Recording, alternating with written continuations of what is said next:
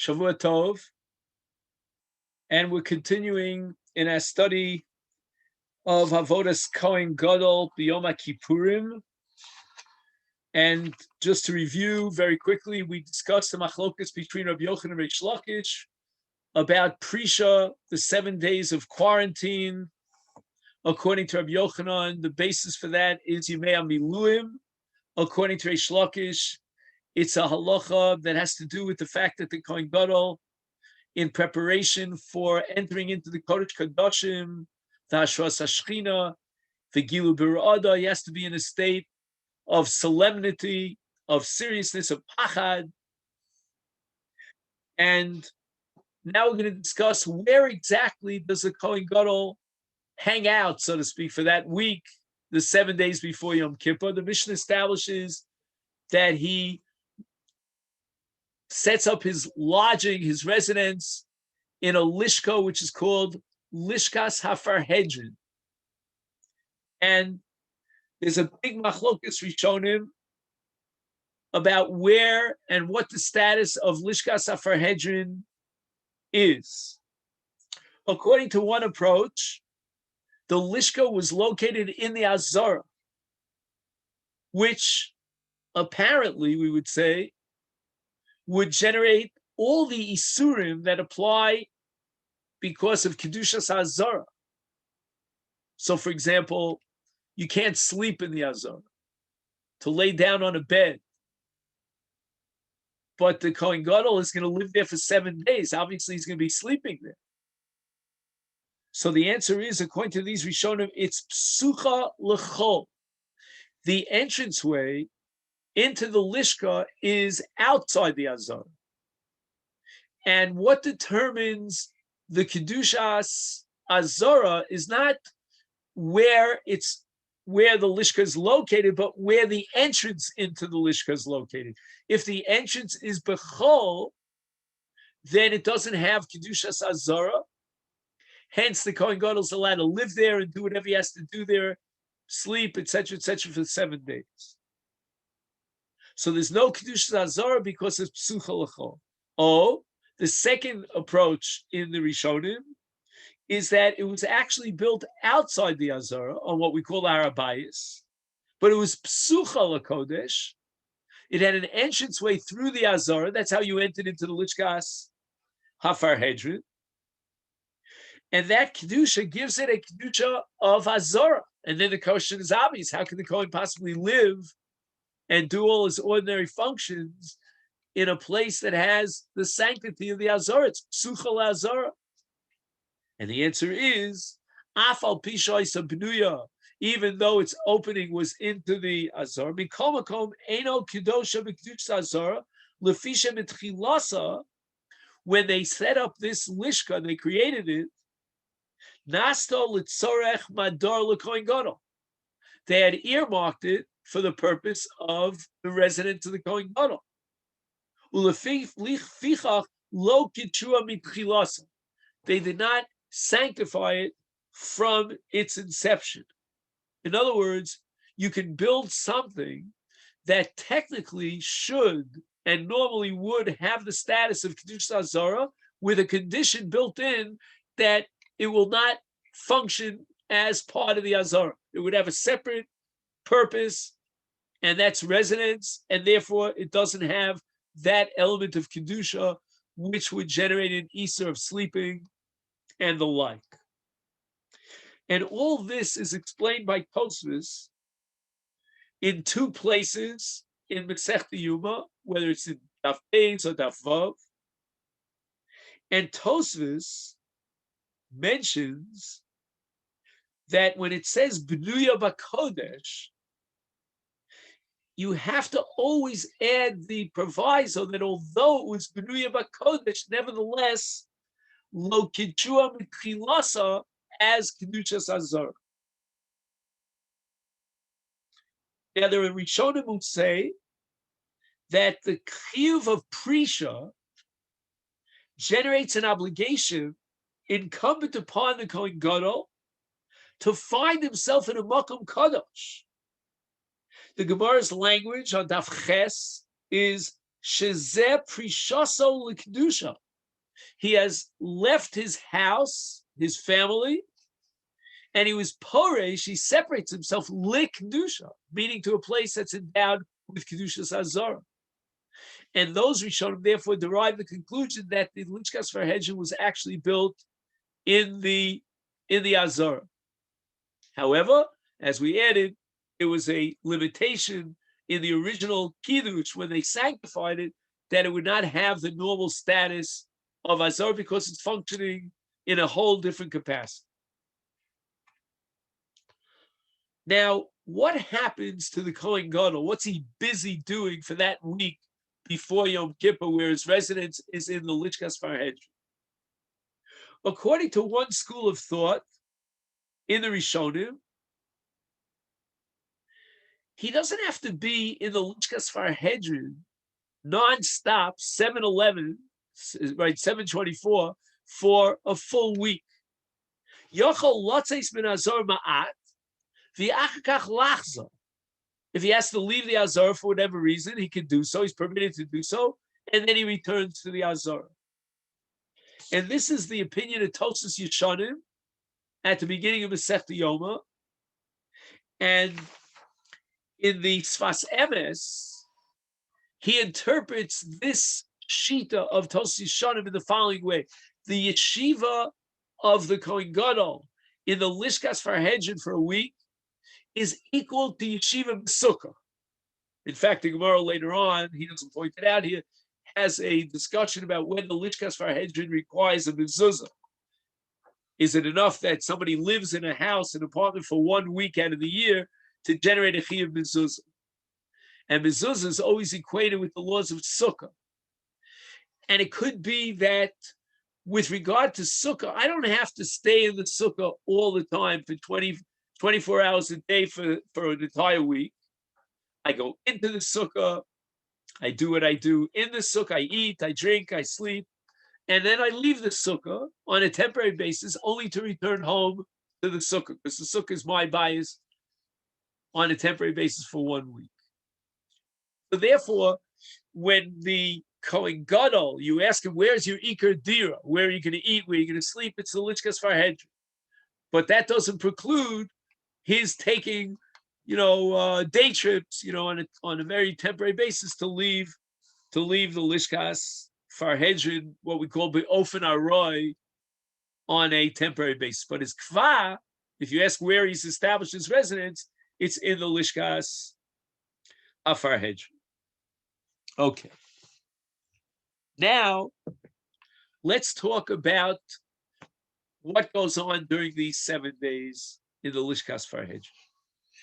First on the list is what's called Haza'ah. Now, as you know, someone who contaminates himself by contact with a dead body, or is in an oil with a dead body, and he has tumas mess, he needs Haza'ah during the week in which he's preparing himself for purification on Yom Shlishi v'Yom Shvi, on the 3rd day of that week and the 7th day of the week. And according to one opinion in the Gemara, the Kohen Gadol, during that week of Prisha, will undergo Hazah twice, on Yom Shlishi and on Yom Shvi'i. Why? Because we want to guarantee that the Kohen Gadol, when he goes on Yom Kippur to do the Avodah, he is not Tomei Mess. So just in case, on the outside chance that the Kohen Gadol contracted tumas mess, we will require Hazah. And during this period of time, this is the opinion of Rabbi Yotzi and Rabbi Chanina Sgan Kohanim, there was Hazah on Yom Shlishi and Yom Shvi of his Prisha. Do you follow? So let's say he was Poresh on the 3rd of Tishrei. Count 3 days forward on the 6th of Tishrei, and then it will have the first Hazah. Then count another 4 days, and you're up to the last day before Yom Kippur, and he'll get another Hazah. Why? Because if we were choshesh that he was Taneh before he started his days of Prisha, then he now has a full week of Tara, including the Hazah of Yom Shlishi and Yom Shvi. That's the Shita of some Tanoim.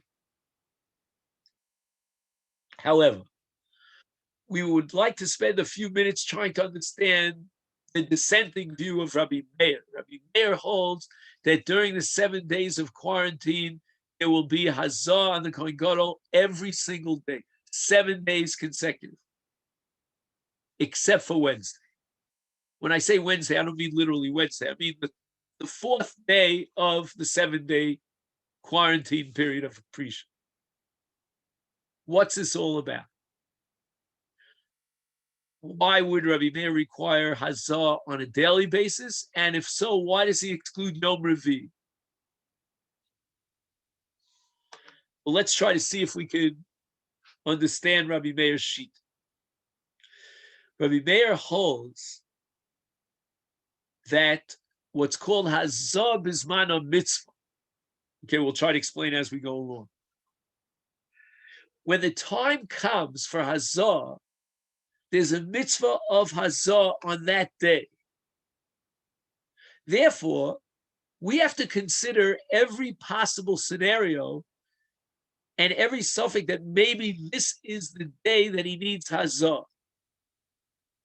meaning that this is Yom Shlishi or Yom Shvi. So we go through a very simple cheshbon. He says the first 3 days of the 7 days of Prisha require Hazah because any one of those days could be the 3rd day of his tumah. So let's say, for example, he contracted tumah, he came in contact with the corpse immediately before he started the Prisha, he would require a Hazah on day 3. But let's say he came in contact with a mess a day before the Prisha, or 2 days before the Prisha. So then we count to the 3rd day, and he needs Hazah, which would be the 1st day of his Prisha. So we always have to consider the possibility that before he started his Prisha, he was Tomei Tumas Mes. Heaven forbid, but that could be a possibility. And if we are Makdim that day of contact, then the 1st day of quarantine requires Hazah, 2nd day, 3rd day. Now, the last 3 days of the 7 days likewise require Hazah. Why? Because it's very possible that any of those last 3 days are the 7th day of his week following to the day that he contracted Tumas Mes, that he has contact with the Mes. So let's say, for example, we would assume that he contracted Tumas Mes, let's say 3 days before the quarantine started. So then Yom Shvi would be the 4th day. No, just 1 second. Get this straight.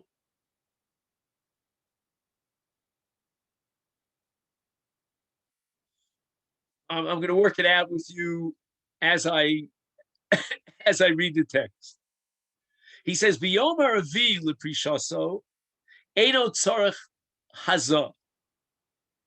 Why? Because ein lachush shehu yom shlishi letumas mes.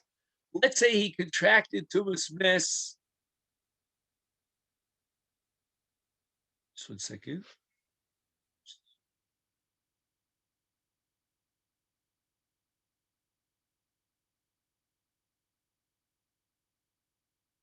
He was already porish. It couldn't be. We don't have a chashash that after he was porish, and he's already living in the Lishkas Farhedrin, that he came in contact with the mess. Because during that period of time, he's very careful and he can give you an oath, swear on a stack of Bibles that he was not in contact with the mess. So therefore, it's impossible that Yom Revi'i would be the 3rd day of his tumah. Oh, but wait a minute. Maybe Yom Revi is the seventh day of his tumah. So ein lachushu Yom Shlishi l'tumas mes shalok tar pireish kodem shloshi yamin. So it can't be this is the third day of his tumah. V'chein ein lach shoshemu Yom Shvi l'tumas mes. Maybe it's the seventh day of his tumas mes. She'af im kenu mikomakom lo huzal atumas zu b'shlishi shalah. If this is Yom Shvi, meaning the fourth day of the week, then he did not have Hazah on Yom Shlishi. And hence, this Hazah on Yom Revi would be meaningless, because Hazah on Yom Revi of his quarantine, as Yom Shvi of his Tumas Mes, would be meaningless if he didn't have Hazah on Yom Shlishi. And if Wednesday, so to speak, I mean, I don't mean Wednesday literally, but day 4 is day 7, then day 7 takes him more than 3 days before he started the quarantine. So he couldn't have possibly have had a Hazah on Yom Shlishi. Okay. Now everybody agrees that on Shabbos there's no Hazah. And why is that? Because Hazah is a shvus on Shabbos, based on the fact that it's like a tvila in mikvah. In other words, he changes his status. It's similar to makav and patish. Normally, we would say, ein shvus b'migdash. But here, we don't apply the principle of ein shvus b'migdash. And therefore, the shvus of Hazah is valid, and there's no Hazah on Shabbos. Now, according to a third opinion, which we'll find in the Rishonim, the Prisha Kohen Gadol, if derived from Miluim, will require Hazah every day, including Wednesday. Again, I keep making the same mistake. I mean day number 4, not Wednesday. Because we have a hekesh between the Avodah of Kohen Gadol and the Chiyuv Hazah that was mentioned in the Parsha Miluim. And in Miluim, there was Hazah on a daily basis. Every single day of the 7 days, Aaron and Banov were recipients of Hazah. Now, this is a sugya on Daf Dalid,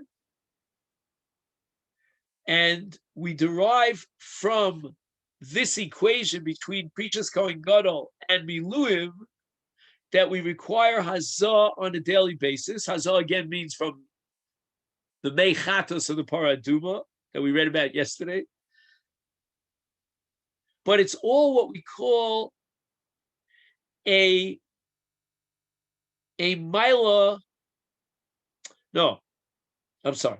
If we're going to derive it from Miluim, which is Rabbi Yochanan Shita, then we require Hazah on a daily basis, simply because by virtue of this equation to the Miluim. And the Miluim, they had Hazah every single day of the 7 days. If on the other we go with Reish Lakish, who derives it from Sinai, then Ein Hazah Ela Maila B'Alma. We're not in Har Sinai. We don't have Hazah. Moshe Rabbeinu was Poresh for 6 days before he went up on the 7th day, but there was no Hazah. So there's no way to derive Hazah. The only Hazah is because we're afraid maybe he contracted Tumas Mes, but then we leave out Wednesday. He writes here that the Meiri quotes Rishonim that we derive from Miluim Hazas Neipara, and therefore Yesh Lazos B'chol Yom B'Shivas Hayomim, Lo Michum Shum Chashash Tumas Mes, because then we would exclude Wednesday, the 4th day, Ela Mishum Din Hazah K'mo Miluim. That halacha Miluim is grafted onto Yemei Prisha, and the Miluim required Hazah every single day of the 7 days. Now, again, we ask the question, what is he busy doing during that week? So first of all, he's got to get used to the avodah. And therefore, he would be zorek the damat midim, he'd be makdir, the rush and the regal of the tmidim, he'd be makdir all the ivarim of the tmidim. He'd be makdir the ketores, he would do that Thomas Haneros. They really worked him very hard as a training for Yom Kippur.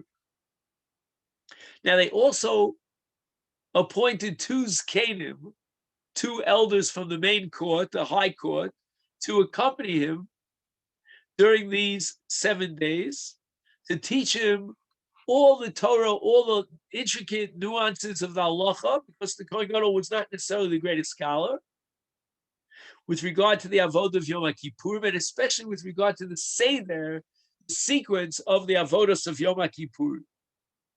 They would read parshas of the Torah, and when they completed that whole period of time,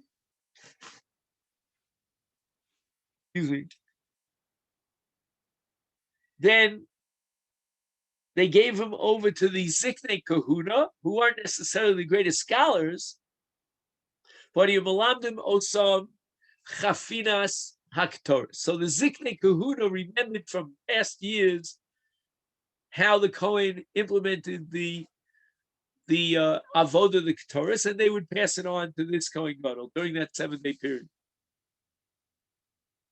And finally, just to complete this discussion, and tomorrow we'll get into some of the various karbonos that are brought on Yom Kippurim, we want to mention a shita in the Achronim, which he attributes here to some of the Rishonim as well, that although we derive the Prisha from either Miluim or from Sinai, nevertheless, this is only an asmachta. And the entire enterprise and requirement of Prisha is all a takanas chachamim. And the drashos are just an asmachta bi'al. Okay, so this is where we'll make a note of where we get up to here on page 2. Again, there's a new pagination here for Yom Kippur.